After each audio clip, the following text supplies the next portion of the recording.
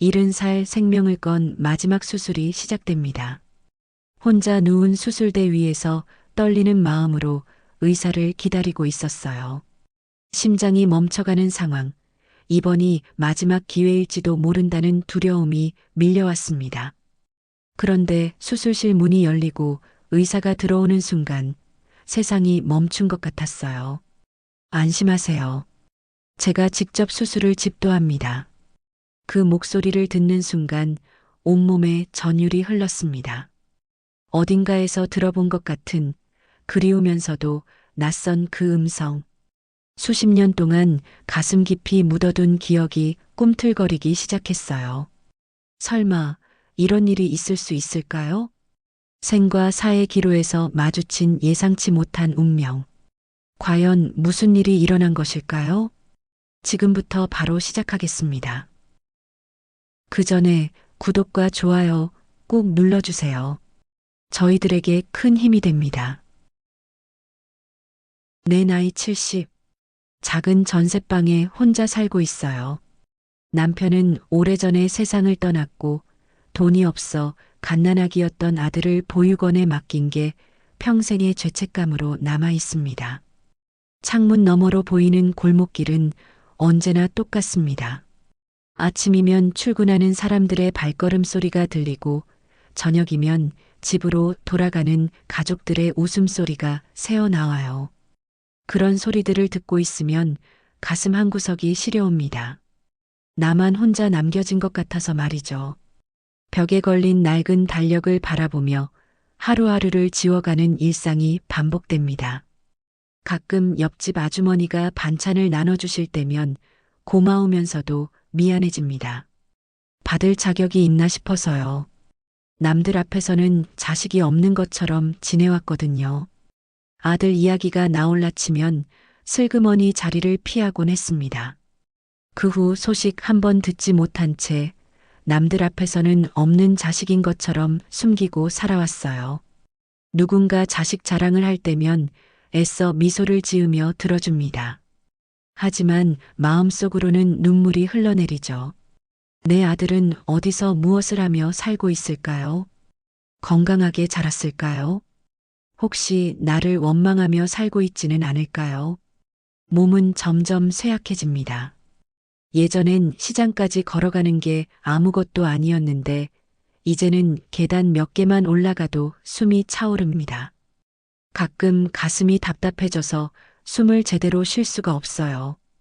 밤에는 더 심해집니다. 심장이 불규칙하게 뛰면서 잠을 이룰 수가 없죠. 병원을 들락거리기 시작했습니다. 처음엔 그냥 나이 때문이겠거니 했는데 증상이 점점 심해지더라고요. 의사 선생님은 심각한 표정으로 여러 검사를 해보자고 하셨습니다. 검사비도 만만치 않았지만 죽을 수는 없잖아요. 아직 해야 할 일이 남아있는 것 같아서 말입니다. 검사 결과가 나왔을 때 의사 선생님의 표정이 어두워졌습니다. 심장에 문제가 있으시네요. 박동이 불규칙해서 박동기 수술을 받으셔야 할 것 같습니다. 그 말을 듣는 순간 머리가 하얘졌어요. 수술이라니 나이도 나이인데 과연 견딜 수 있을까요? 하지만 더 큰 문제는 병원비였습니다. 비용이 얼마나 들까요? 조심스럽게 물어보니 의사 선생님이 말씀하신 금액에 현기증이 났어요. 전 재산을 털어도 모자랄 것 같은 금액이었거든요. 어떻게 감당하나 막막함만 밀려왔습니다. 집으로 돌아와서 통장을 들여다봤습니다. 생활비로 쓸 돈도 얼마 남지 않았는데 수술비는 엄두도 못 낼 형편이에요. 그렇다고 수술을 안 받을 수도 없고 말입니다.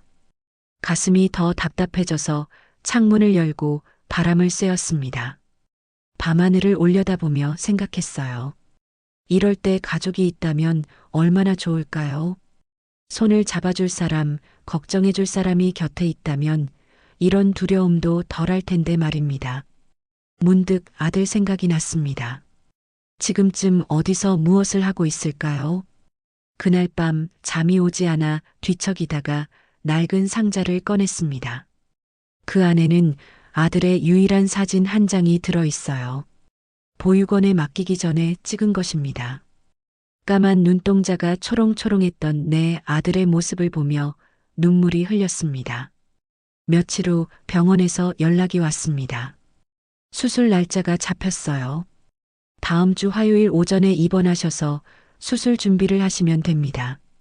간호사의 밝은 목소리와는 달리 제 마음은 무거웠어요. 드디어 그날이 온 것입니다. 수술 전날 밤 잠이 오지 않아 이것저것 정리를 했습니다. 혹시나 해서 유언장도 써두었어요. 가진 게 별로 없으니 금세 끝났지만 마지막에 한 줄을 더 썼습니다. 민수야, 엄마가 미안하다. 펜을 놓고 나니 눈물이 핑 돌았습니다. 병원에 도착해서 입원 수속을 밟는데 손이 떨렸어요. 접수 창구에서 서류를 받아들고 보증인 란을 보니 막막해졌습니다. 써놓을 사람이 없거든요. 결국 공란으로 두고 접수를 마쳤습니다. 간호사가 가족분이 안 계세요? 라고 물어보길래 혼자입니다라고 대답했더니 안쓰러운 표정을 지으시더라고요. 병실에 들어가니 4인실이었습니다.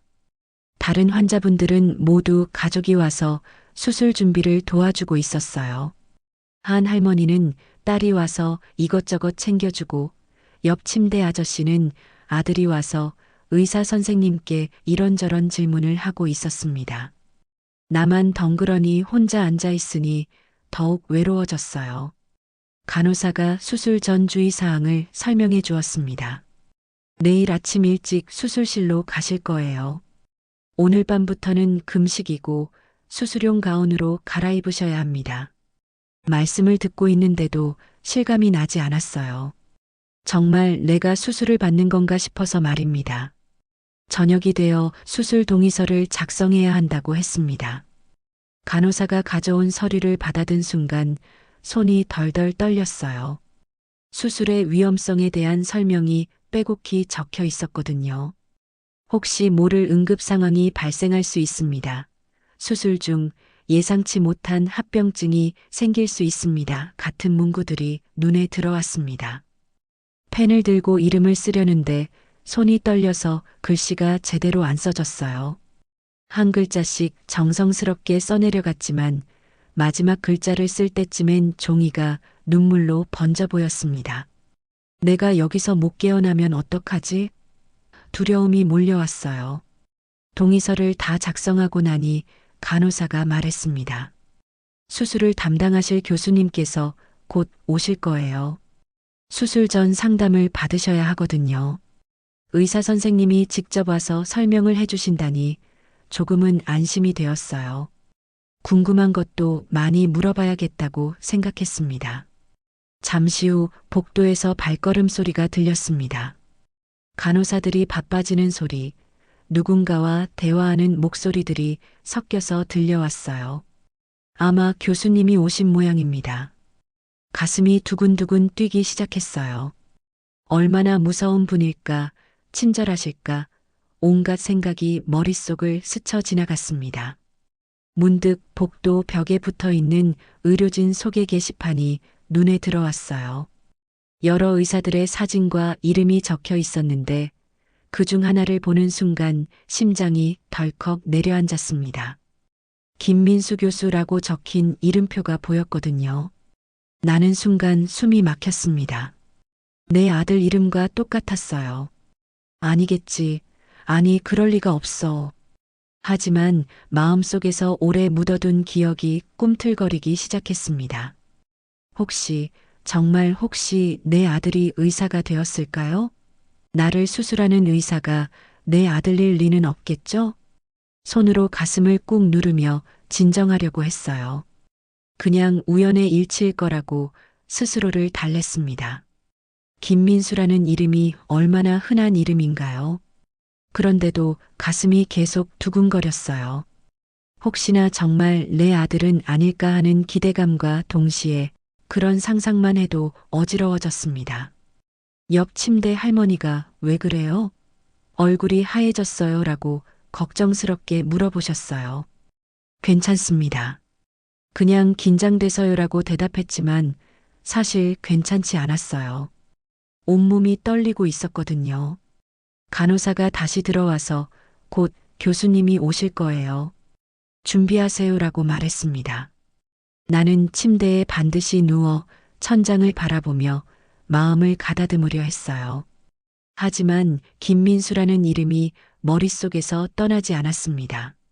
수술 전 대기실로 옮겨졌습니다. 차가운 공기가 온몸을 감쌌어요.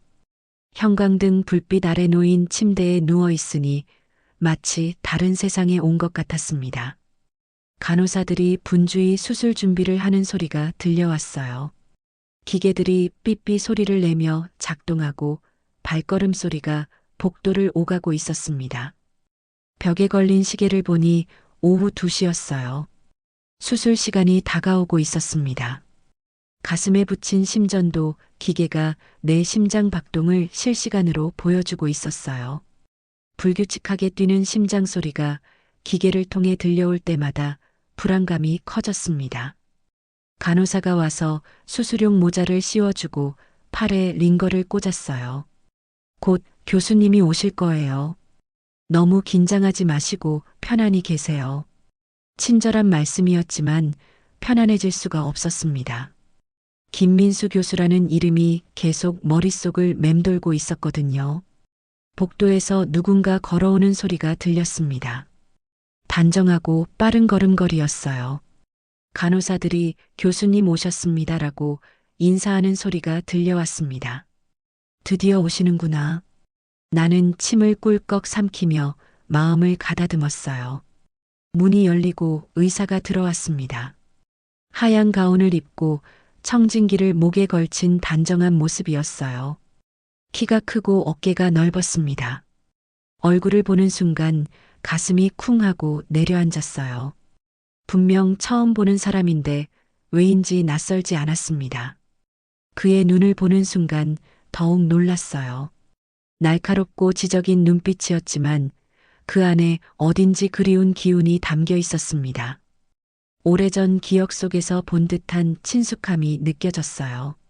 마치 꿈속에서 본 사람을 현실에서 마주친 것 같은 기분이었습니다. 환자분, 걱정하지 마십시오. 제가 직접 수술을 집도합니다.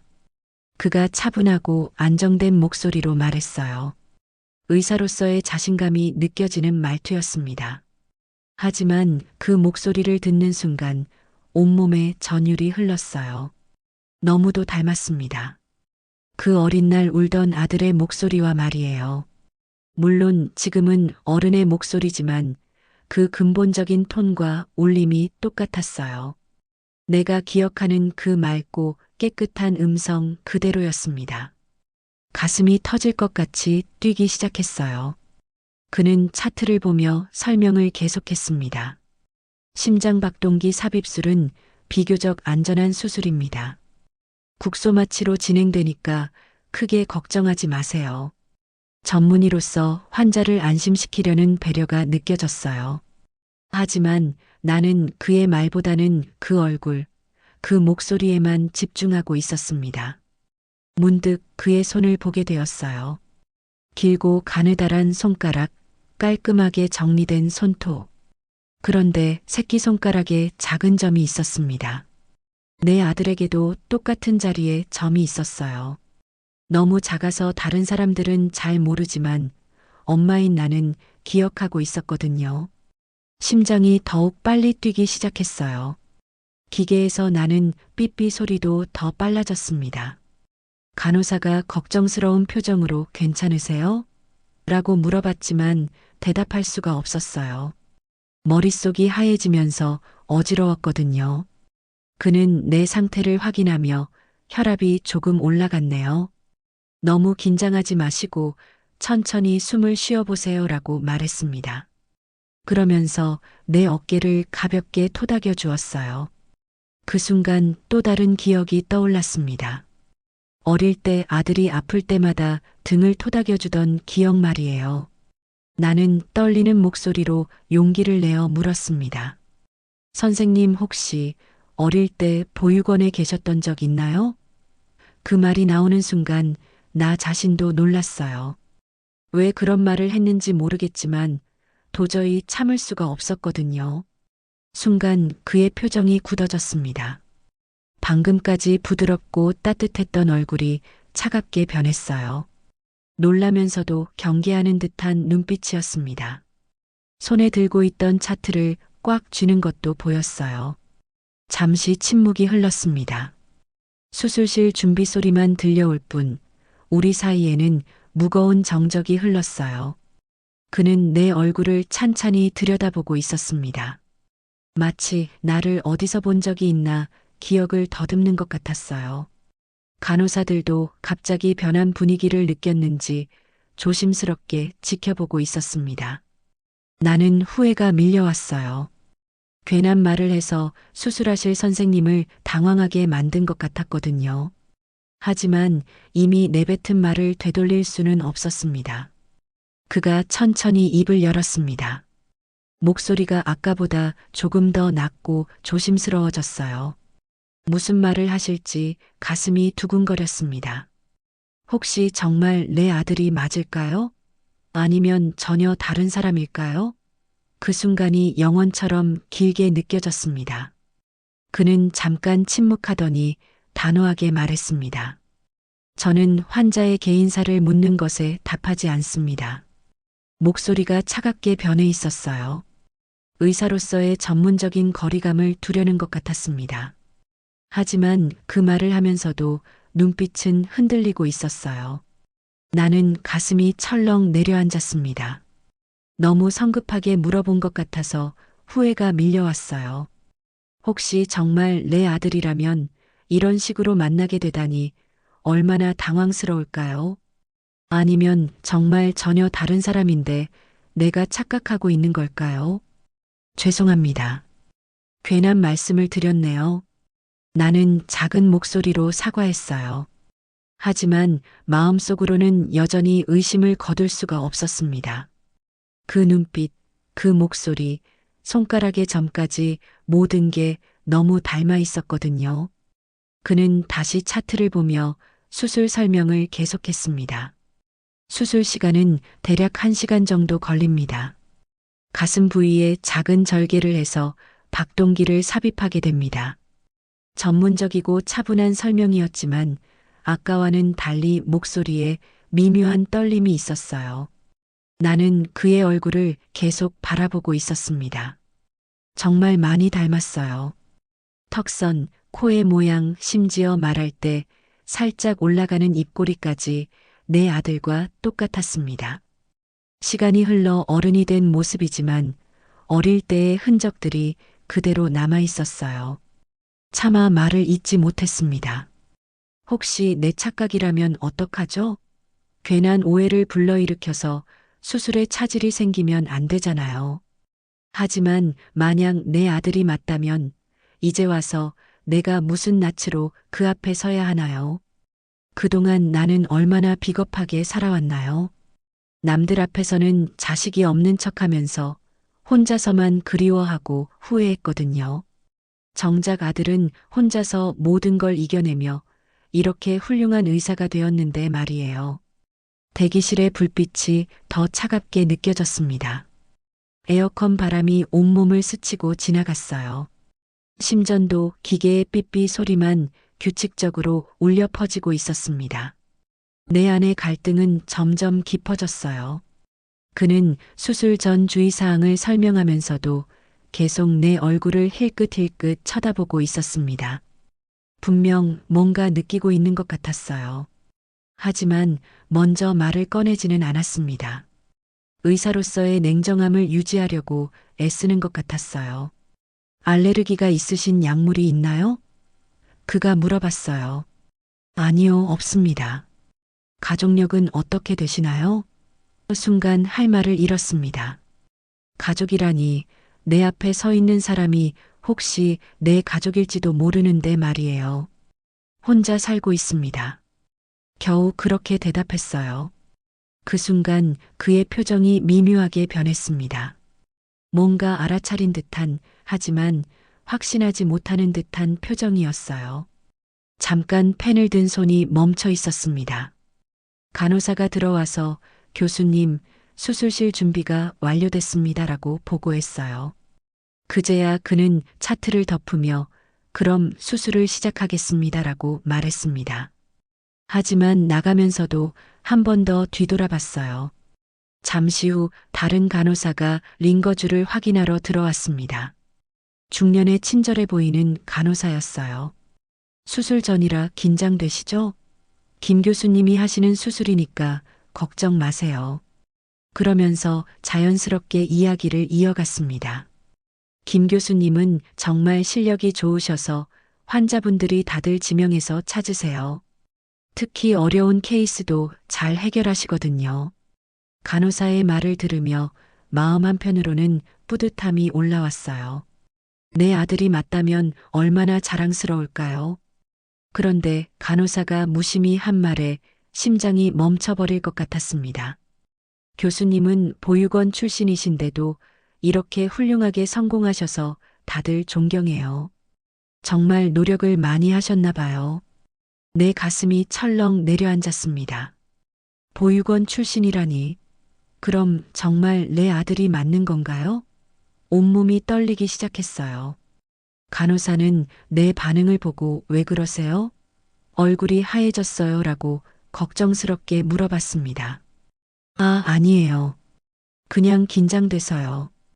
겨우 그렇게 대답했지만 사실 긴장이 아니라 충격이었어요. 정말 내 아들일 가능성이 높아졌거든요. 그런데 기쁨보다는 두려움이 더 컸습니다. 혼자서 얼마나 힘들게 자랐을까요? 보육원에서 어떤 일들을 겪었을까요? 나를 원망하며 살지는 않았을까요? 그리고 지금 나를 알아봤다면 어떤 마음일까요? 수술을 제대로 해줄까요? 아니면 일부러 실수를 할까요? 온갖 생각이 머릿속을 스쳐 지나갔습니다. 간호사는 곧 수술실로 이동하실 거예요. 마음 편히 가지세요라고 말하며 나갔지만 마음이 편해질 리가 없었어요. 천장을 바라보며 눈을 감았습니다. 만약 정말 내 아들이라면 이 수술이 우리에게 어떤 의미가 될까요? 다시 만날 수 있는 기회일까요? 아니면 마지막 이별일까요? 모든 게 두렵고 불안했습니다. 수술실로 이동하겠습니다. 간호사의 목소리가 들려왔어요. 드디어 그 순간이 온 것입니다. 침대가 움직이기 시작하면서 천장의 불빛들이 하나씩 지나갔어요. 복도를 따라 이동하는 동안 마음이 점점 무거워졌습니다. 수술실 앞에 도착했을 때 큰 문이 자동으로 열렸어요. 차갑고 밝은 불빛이 쏟아져 나왔습니다. 잠깐만 기다리세요. 곧 들어가실 거예요. 간호사가 말했지만 그 잠깐이 영원처럼 길게 느껴졌어요. 복도에서 기다리는 동안 김민수 교수의 목소리가 수술실 안에서 들려왔습니다. 기계 상태 확인해 주세요. 오늘 수술이 중요하니까 만전을 기하겠습니다. 차분하고 전문적인 목소리였어요. 하지만 그 목소리를 들을 때마다 가슴이 먹먹해졌습니다. 정말 내 아들이 맞을까요? 만약 맞다면 지금 이 순간 그는 어떤 기분일까요? 혹시 나를 알아봤을까요? 아니면 정말 모르고 있는 걸까요?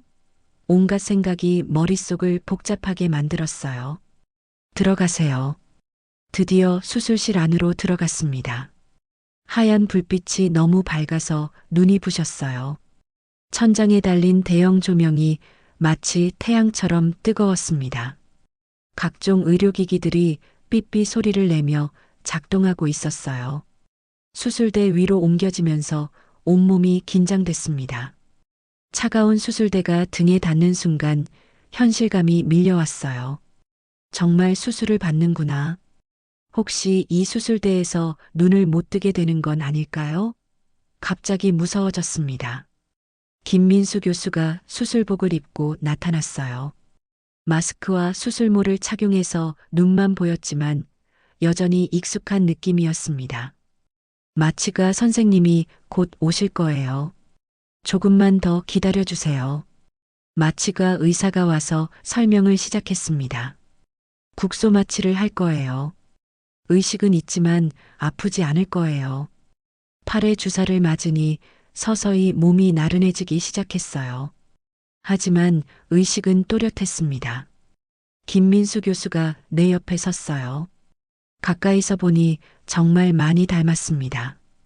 특히 눈빛이 어릴 때 내 아들과 똑같았어요. 자상하면서도 똑똑해 보이는 그 눈빛 말입니다. 가슴이 뭉클해졌어요. 수술 시작하겠습니다. 그의 목소리가 들렸어요. 차가운 소독약 냄새가 코끝을 스쳤습니다. 간호사들이 분주하게 움직이며 수술 도구들을 준비하고 있었어요. 모든 게 마치 꿈 같았습니다. 수술이 시작되자 여러 가지 소리들이 들려왔어요. 기계 소리, 의료진들의 대화 소리, 금속 도구들이 부딪히는 소리. 그런 소리들을 들으며 나는 눈을 감았습니다. 수술 직전 나는 속으로 중얼거렸습니다. 민수야, 내가 정말 내 아들이라면 제발 이 엄마를 살려다오. 마음속 깊은 곳에서 우러나오는 간절한 기도였어요. 수십 년 동안 하지 못했던 말을 드디어 할 수 있게 된 것 같았습니다. 하지만 동시에 두려웠어요. 나를 원망하고 있다면 어떡하죠? 차라리 수술이 실패하길 바라는 건 아닐까요? 평생 버렸다고 생각하며 살았을 텐데 이제 와서 나타난 엄마를 반갑게 여길 리가 없잖아요. 혈압이 좀 높아졌네요. 긴장하지 마세요. 김민수 교수의 목소리가 들렸어요. 따뜻하고 안정적인 목소리였습니다. 전혀 원망하는 기색이 없었어요. 오히려 환자를 걱정하는 마음이 느껴졌습니다. 그 순간 조금 안심이 되었어요. 설령 내 아들이 맞다고 해도 의사로서의 윤리와 사명감으로 최선을 다해줄 거라는 믿음이 생겼거든요. 그렇게 키운 기억은 없지만 누군가 훌륭하게 교육시켜준 모양입니다. 수술이 진행되면서 가슴 부위에 이상한 감각이 느껴졌어요.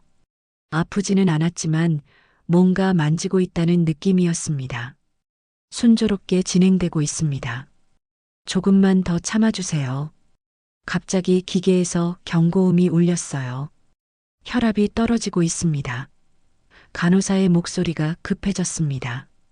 무슨 문제가 생긴 걸까요? 심장이 멎을 듯 뛰기 시작했어요. 약물 투여하겠습니다. 진정하세요. 김민수 교수의 목소리는 여전히 침착했지만 긴장한 기색이 느껴졌어요. 뭔가 예상치 못한 일이 일어나고 있는 것 같았습니다. 의식이 점점 흐려지기 시작했어요. 수술실의 밝은 불빛이 멀어져 갔습니다. 김민수 교수의 목소리도 점점 작아져서 들렸어요. 괜찮습니다. 곧 안정될 거예요. 하지만 나는 공포에 빠져들고 있었어요. 이대로 의식을 잃으면 다시 깨어날 수 있을까요? 혹시 이게 마지막인 건 아닐까요? 아직 하고 싶은 말이 너무 많은데 말이에요. 마치 세상이 무너지는 듯한 공포 속에서 나는 절망에 빠졌습니다. 이제 모든 게 끝나는구나. 그런 생각이 머릿속을 스쳐 지나갔어요. 김민수가 정말 내 아들인지도 확인하지 못한 채 이대로 가는 건가요? 의식이 완전히 사라지기 직전 마지막으로 들린 것은 김민수 교수의 목소리였어요. 꼭 살려드리겠습니다. 그 말 속에 뭔가 특별한 감정이 담겨 있는 것 같았지만 확실하지는 않았어요. 어둠 속으로 빨려 들어가면서 나는 생각했습니다. 정말 이대로 끝나는 걸까요? 아니면 다시 깨어나서 진실을 확인할 수 있을까요? 모든 게 불확실한 채로 의식을 잃어갔어요. 의식이 천천히 돌아왔습니다. 처음에는 모든 게 흐릿했어요. 어디인지, 언제인지, 무슨 일이 있었는지 아무것도 기억나지 않았습니다. 그저 하얀 천장과 형광등 불빛만 눈에 들어왔어요. 점점 정신이 들면서 상황이 떠올랐습니다. 그래 수술을 받았구나. 가슴에 붙어 있는 붕대와 링거줄이 느껴졌어요. 다행히 살아 있었습니다. 심장박동기 수술이 끝난 모양이에요. 몸을 조금 움직여 보니 아직 마취가 덜 깬 것 같았어요. 가슴 부위가 묵직하고 둔한 느낌이었지만 크게 아프지는 않았습니다. 수술이 잘 된 것 같아서 안도감이 들었어요. 그런데 병실 한쪽에서 누군가 있는 것이 보였습니다. 의자에 앉아 고개를 숙이고 있는 사람이었어요. 하얀 가운을 입은 걸 보니 의사인 것 같았는데 왜 여기 앉아 있는 걸까요?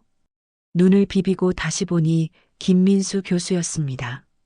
수술복은 벗고 평상복 위에 가운만 걸친 모습이었어요. 왜 병실에 있는 걸까요? 보통 수술 후에는 간호사들이 돌봐주는데 말이에요. 그는 깊은 생각에 잠겨 있는 것 같았어요. 양손으로 얼굴을 감싸고 있었는데 어깨가 미세하게 떨리고 있었습니다. 혹시 수술 중에 무슨 문제가 있었나 싶어서 걱정이 되었어요. 선생님? 작은 목소리로 불러봤어요. 그제야 그가 고개를 들었습니다. 순간 놀랐어요. 그의 눈가에 눈물이 맺혀 있었거든요. 의사가 왜 울고 있는 걸까요? 혹시 수술이 실패한 건가요? 그는 서둘러 눈가를 닦으며 일어났습니다. 깨어나셨군요. 수술은 성공적이었습니다. 목소리가 떨리고 있었어요.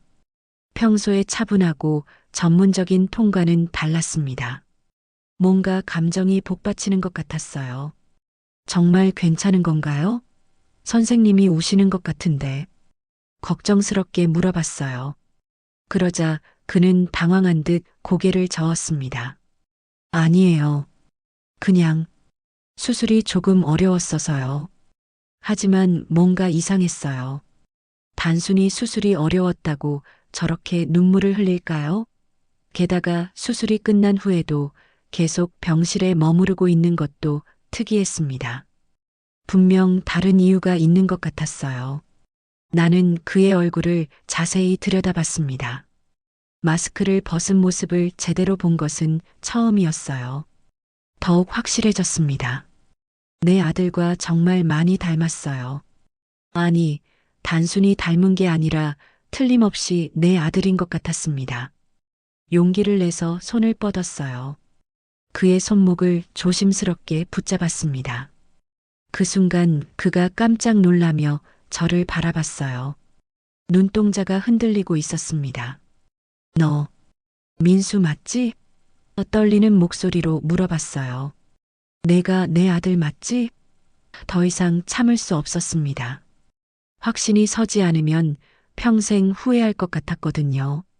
그는 한참을 말없이 서 있었어요. 눈빛이 복잡하게 흔들리고 있었습니다. 놀라면서도 어딘지 그리운 표정이었어요. 마치 오래전 기억을 떠올리는 것 같았습니다. 어떻게, 그가 작은 목소리로 중얼거렸어요. 어떻게 하셨어요? 그 순간 온몸에 전율이 흘렀습니다. 인정한 거나 마찬가지였거든요. 정말 내 아들이 맞았어요. 그는 결국 고개를 끄덕였습니다. 천천히 조심스럽게 말이에요. 네, 맞습니다. 그 말을 듣는 순간 세상이 돌아가는 것 같았어요. 정말 내 아들이었구나. 이런 기적 같은 일이 있을 수 있나요? 하지만 그의 표정은 복잡했어요. 기쁨보다는 원망과 서운함이 더 크게 느껴졌습니다. 왜 이제 와서 나타나신 겁니까? 목소리에 오랫동안 쌓인 한이 묻어났어요. 평생 혼자 버려졌다고 생각하며 살았는데 그의 목소리가 점점 떨렸습니다. 어릴 때는 매일 밤 엄마를 찾으며 울었어요. 언제 데리러 오실까? 왜 안 오실까 하면서 말이에요. 내 가슴이 찢어지는 것 같았어요. 그 어린 마음이 얼마나 아팠을까요? 매일 밤 엄마를 그리며 울었다니 상상만 해도 가슴이 미어졌습니다. 눈물이 터져 나왔어요. 가난 때문에 미안하다. 겨우 그 말을 꺼냈어요. 정말 미안하다. 죽을 때까지 미안할 거야. 수십 년 동안 마음속에 담아두었던 말이 드디어 나왔습니다. 돈이 없어서 밥을 굶으면서도 내 분유값을 마련하려고 했는데 결국 안 되더구나. 병원비도 낼 수 없어서 내가 아플까봐 매일 밤 잠을 못 잤어. 말하면서 눈물이 멈추지 않았어요. 그는 내 말을 듣고 있었지만 표정을 읽기 어려웠어요. 원망스러우면서도 안타까운 복잡한 감정들이 얼굴에 스쳐 지나갔습니다. 오랫동안 묻어두었던 상처가 다시 아물기까지는 시간이 필요할 것 같았어요. 보육원에서 힘들지 않았니? 조심스럽게 물어봤어요. 그는 잠시 망설이다가 천천히 고개를 끄덕였습니다. 처음에는 많이 힘들었어요. 다른 아이들은 면회 오는 가족이 있는데 저만 혼자였거든요. 하지만 공부로 인정받을 수 있다는 걸 알게 됐어요. 그래서 열심히 했습니다. 언젠가는 엄마를 찾아서 자랑하고 싶었거든요. 그 말을 들으니 가슴이 더욱 아팠어요. 혼자서 얼마나 외로웠을까요? 그런데도 엄마를 원망하지 않고 오히려 자랑해주고 싶어 했다니. 이렇게 훌륭하게 자란 게 기적 같았어요. 누가 이렇게 키워준 건지 고마웠습니다. 정말 미안하다, 민수야. 다시 한번 사과했어요. 엄마가 너무 부족해서 제대로 키워주지 못해서 정말 미안해. 이제야 말할 수 있게 되었지만 너무 늦은 것 같아서 마음이 아팠습니다. 그는 한참을 조용히 있다가 작은 목소리로 말했어요. 이제 와서 미안하다고 하신다고 해서 그동안의 시간이 없어지는 건 아니에요. 차가운 말이었지만 그럴 만했어요. 하지만 그 말 끝에 그래도 이렇게라도 만날 수 있어서 다행입니다라고 덧붙였어요. 완전히 마음을 닫지는 않았다는 뜻인 것 같아서 조금 안심이 되었습니다. 민수는 창가로 걸어가서 등을 돌리고 서 있었어요. 어깨가 미세하게 떨리고 있었습니다. 오랫동안 억누르고 살아온 감정들이 한꺼번에 올라오는 것 같았어요. 나는 조심스럽게 그의 뒷모습을 바라보고 있었습니다. 한참의 침묵이 흘렀어요. 병실에는 링거 떨어지는 소리와 복도에서 들려오는 발걸음 소리만 들렸습니다. 민수는 창밖을 보고 있었지만 실제로는 아무것도 보지 않는 것 같았어요. 어릴 때는 그가 작은 목소리로 말을 시작했습니다. 정말 많이 원망했어요. 목소리가 떨리고 있었어요. 다른 아이들은 일요일마다 부모님이 면회 오시는데 저만 혼자였거든요. 내 가슴이 꽉 막혔습니다. 그 어린 나이에 얼마나 외로웠을까요? 다른 아이들이 부모님과 함께 있는 모습을 보며 얼마나 부러워했을까요? 상상만 해도 가슴이 찢어질 것 같았어요. 왜 나만 혼자인지, 왜 나를 버렸는지 이해할 수 없었어요. 그의 목소리에 오래된 상처가 묻어났습니다. 밤마다 울면서 언제 데리러 오실까 기다렸어요. 하지만 아무도 오지 않았죠. 나는 눈물을 참으려 했지만 소용없었어요. 그 작은 마음이 얼마나 아팠을까요? 매일 밤 엄마를 그리며 혼자 울었을 생각을 하니 심장이 찢어지는 것 같았습니다. 민수는 여전히 창밖을 보고 있었어요. 특히 명절 때가 제일 힘들었어요. 다른 아이들은 모두 임시로 가족들 집에 갔는데 저는 갈 곳이 없어서 원장님과 둘이 남아있곤 했거든요. 원장님이 좋은 분이셨어요. 저를 친자식처럼 돌봐주셨죠. 그분이 없었다면 제가 이렇게 잘할 수 없었을 거예요. 그 말을 들으니 조금이나마 안심이 되었어요. 좋은 분을 만나서 다행이었습니다. 하지만 그래도 그의 목소리가 더욱 떨렸어요. 엄마가 그리웠어요. 다른 아이들이 엄마 이야기를 할 때마다 저도 엄마가 있었으면 좋겠다고 생각했어요. 그는 천천히 돌아서서 나를 바라봤습니다. 눈가가 빨갛게 젖어 있었어요. 중학생이 되어서야 조금씩 이해하기 시작했어요. 아마 어려운 사정이 있으셨을 거라고요. 고등학생 때는 의대에 가겠다고 결심했어요. 의사가 되어서 사람들을 치료해주고 싶었거든요. 그리고 그가 잠시 말을 멈췄어요. 언젠가 엄마를 만나면 자랑해드리고 싶었어요. 내 눈에서 눈물이 흘러내렸습니다. 원망할 만도 한데 오히려 자랑해주고 싶었다니. 어떻게 이렇게 착한 마음으로 자랄 수 있었을까요? 내가 키운 것도 아닌데 말이에요. 대학교 다닐 때는 정말 힘들었어요. 학비도 벌어야 하고 생활비도 마련해야 했거든요. 그의 이야기를 들으며 마음이 더욱 아팠어요. 과외도 하고 아르바이트도 여러 개를 했어요. 그때도 가끔 원망스러웠어요. 다른 친구들은 부모님께 용돈도 받고 걱정 없이 공부하는데 저만 이렇게 힘들게 살아야 하나 싶어서요. 그럴 만했어요. 누구나 그런 생각을 했을 거예요. 민수는 눈을 붉히며 차갑게 말하려는 것 같았지만 결국 감정을 참지 못했어요. 목소리가 점점 떨리기 시작했습니다. 하지만 시간이 지나면서 깨달았어요. 저는 버려진 게 아니었다는 걸요. 살기 위해 보내진 거였다는 걸 이해하게 됐어요. 그 말을 하면서 눈물이 흘러내렸습니다. 엄마도 얼마나 힘드셨을까, 얼마나 아프셨을까 생각하게 됐어요.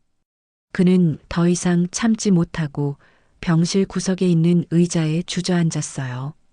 두 손으로 얼굴을 감싸며 흐느끼기 시작했습니다. 어른이 된 지금까지 꽁꽁 숨겨두었던 감정들이 터져 나오는 것 같았어요. 나도 침대에서 일어나려고 했지만 몸이 말을 듣지 않았어요. 수술 후라 아직 힘이 없었거든요. 그래도 어떻게든 민수 곁에 가고 싶었습니다. 민수야. 간신히 그의 이름을 불렀어요. 그 순간 그가 고개를 들었습니다. 눈물로 범벅이 된 얼굴이었어요. 어른이 되었지만 여전히 그 안에 어린아이가 남아있는 것 같았습니다. 엄마. 그가 작은 목소리로 말했어요. 수십 년 만에 듣는 그 한마디에 온몸이 떨렸습니다. 정말 오랫동안 듣고 싶었던 말이었어요. 그는 의자에서 일어나 침대 옆으로 왔습니다. 그리고 조심스럽게 내 손을 잡았어요. 따뜻하고 든든한 손이었습니다. 의사가 되어 사람들을 치료하는 그 손으로 이제는 나를 위로해주고 있었어요. 이제야 알 것 같아요. 그가 말했습니다.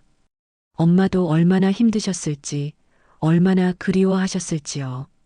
저를 보내드리는 게 얼마나 아팠을지도요. 그 순간 나는 깨달았습니다. 내 죄책감 속에서만 살아온 세월이었지만 아들은 혼자서도 꿋꿋이 버텨내며 이 자리에 섰다는 것을요. 그리고 나를 원망하지도 않았다는 것을 말이에요. 고마워, 민수야. 겨우 그 말을 했어요. 이렇게 훌륭하게 자라줘서 고마워. 내가 자랑스럽다. 정말 마음에서 우러나오는 말이었어요. 민수도 더 이상 참지 못하고 눈물을 흘렸습니다. 서로의 눈물이 서로를 꿰뚫고 흘렀어요. 수십 년 동안 쌓인 그리움과 미안함, 그리고 사랑이 모두 그 눈물 속에 담겨 있었습니다. 오랜 시간 우리는 말없이 손을 잡고 있었어요. 그동안 잃어버렸던 시간들을 되돌릴 수는 없지만 지금 이 순간만큼은 정말 모자가 된 것 같았습니다. 창밖으로 해가 지고 있었어요. 병실에 노을빛이 스며들었습니다. 긴 하루가 저물어 가고 있었지만 우리에게는 새로운 시작이었어요. 며칠이 흘렀습니다. 수술 후 회복이 순조롭게 진행되어서 이제는 병실 창가에 앉아 있을 수 있게 되었어요. 햇빛이 따스하게 비쳐들었습니다. 오랜만에 느끼는 평온함이었어요. 심장 박동기가 규칙적으로 작동하고 있다는 걸 느낄 수 있었습니다. 가슴 속에서 일정하게 뛰는 소리가 들려왔어요. 새로운 심장을 얻은 것 같은 기분이었습니다. 단순히 기계적인 의미가 아니라 삶에 대한 희망도 함께 되찾은 것 같았어요. 창밖 풍경이 예전과는 다르게 보였습니다. 같은 하늘, 같은 나무들인데 훨씬 밝고 아름답게 느껴졌어요. 아마 마음이 달라져서 그런 것 같았습니다. 더 이상 혼자가 아니라는 사실 때문이겠죠. 병실 문이 열리는 소리가 들렸어요. 민수가 과일 바구니를 들고 들어왔습니다. 며칠 전부터 매일 찾아와서 안부를 물어봤어요. 의사로서의 의무일 수도 있지만 그 이상의 무언가가 느껴졌습니다. 오늘 컨디션은 어떠신가요? 그가 물어봤어요. 여전히 존댓말을 사용했지만 목소리가 훨씬 부드러워졌습니다. 처음 만났을 때의 차가운 톤과는 완전히 달랐어요. 많이 좋아졌어요. 선생님 덕분입니다. 나도 조심스럽게 대답했어요. 아직 서로 어색한 부분이 있었지만 예전보다는 훨씬 자연스러워졌습니다. 민수는 과일 바구니에서 사과를 꺼내 깎기 시작했어요. 정성스럽게 껍질을 벗기는 모습을 보니 마음이 따뜻해졌습니다. 어릴 때 내가 해주지 못했던 일들을 이제는 그가 나에게 해주고 있는 거였어요. 환자분, 앞으로 건강 잘 챙기셔야 합니다. 얇게 썬 사과를 접시에 담아 내 앞에 놓으며 말했어요. 일부러 환자분이라고 불렀지만 그 미소 속에는 오래된 그리움이 담겨 있었습니다. 나는 마음속으로만 대답했어요. 고맙다, 아들아. 내가 내 곁에 와줘서 아직은 엄마라고 부르라고 할 수 없었어요. 그에게도 시간이 필요할 것 같았거든요. 퇴원은 언제쯤 하게 되나요? 궁금해서 물어봤어요. 사실 병원에 있는 게 싫어서가 아니라 앞으로 어떻게 지낼지 막막해서였습니다. 다음 주면 퇴원 가능할 거예요. 하지만 정기적으로 검진을 받으셔야 합니다. 그가 전문의로서 설명해 줬어요. 박동기 상태도 확인해야 하고 약물 복용도 꾸준히 하셔야 하거든요. 그 말을 들으니 또 다른 걱정이 생겼어요. 병원비는 어떻게 낼까요? 그리고 앞으로의 치료비는요? 작은 전셋방에서 혼자 지내면서 제대로 관리할 수 있을까요? 민수는 내 표정을 보더니 무언가 눈치챈 것 같았어요. 혹시 걱정되는 일이 있으세요? 조심스럽게 물어봤습니다. 아니에요. 괜찮습니다. 괜한 걱정을 끼치고 싶지 않아서 그렇게 대답했어요. 하지만 그는 이미 다 알고 있는 것 같았습니다. 사실 그가 망설이더니 천천히 말을 이어갔어요. 제가 아는 요양병원이 있어요. 시설도 좋고 비용도 합리적이거든요. 거기서 회복하시는 게 어떨까 싶어서요. 요양병원이라니 그런 곳은 돈이 더 많이 들지 않을까요? 걱정스러운 마음이 얼굴에 드러났나 봅니다. 민수가 서둘러 덧붙였어요. 비용은 걱정하지 마세요. 제가 알아보겠습니다. 그의 목소리에 간절함이 묻어났어요. 환자를 걱정하는 의사의 마음이라기보다는 다른 무언가가 느껴졌습니다. 아, 이제 조금씩 알겠어요. 그도 나를 완전히 밀어내지는 못하고 있구나. 아직 엄마라고 부르지는 못하지만 적어도 걱정은 해주고 있는 것 같았어요. 고맙지만 그럴 수는 없어요. 정중하게 거절했어요. 선생님께 패 끼칠 순 없잖아요. 하지만 마음속으로는 고마웠습니다. 이런 마음만으로도 충분했어요. 민수는 잠시 고민하는 듯 하더니 말했어요. 그럼 가끔 집에 찾아가서 상태를 확인해도 될까요? 의사로서 환자 사후관리 차원에서요. 의사로서라고 했지만 진짜 이유는 따로 있다는 걸 알 수 있었어요. 나도 그런 핑계라면 받아들일 수 있을 것 같았습니다. 그럼 부탁드립니다. 작은 목소리로 대답했어요. 그러자 그의 얼굴이 밝아졌습니다. 환자를 걱정하는 의사의 표정이 아니라 뭔가 다른 감정이 섞여 있었어요. 며칠 후 퇴원하는 날이 왔습니다. 민수가 직접 퇴원 수속을 도와줬어요. 약은 꼬박꼬박 드시고 무리하지 마세요. 여러 가지 주의사항을 자세히 설명해 줬습니다. 택시에 타기 전에 그가 말했어요. 다음 주에 집으로 찾아가겠습니다. 괜찮으시죠? 조심스럽게 확인하는 모습이 기특했어요. 네, 기다리고 있을게요. 그렇게 대답하고 나서 깨달았어요. 오랜만에 누군가를 기다린다는 설렘을 느끼고 있다는 것을요. 집으로 돌아와서 작은 전셋방을 둘러봤습니다.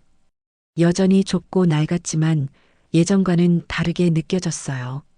더 이상 혼자가 아니라는 생각 때문이겠죠. 세상은 여전히 고단했습니다.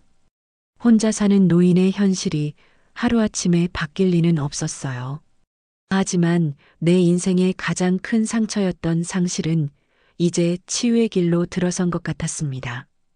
창문을 열고 바람을 맞으며 생각했어요. 민수가 다음 주에 올 거라고 했죠. 무슨 이야기를 나눌까요? 아직은 어색하겠지만 조금씩 가까워질 수 있을 것 같았어요. 그리고 나는 깨달았습니다. 피로 이어진 인연은 어떤 세월의 간극도 결국은 다시 이어진다는 것을요. 시간이 오래 걸릴 수도 있고 완전히 예전처럼 되지는 못할 수도 있지만 그래도 이어질 수 있다는 것을 말이에요. 햇살이 방 안을 따스하게 비춰주고 있었어요.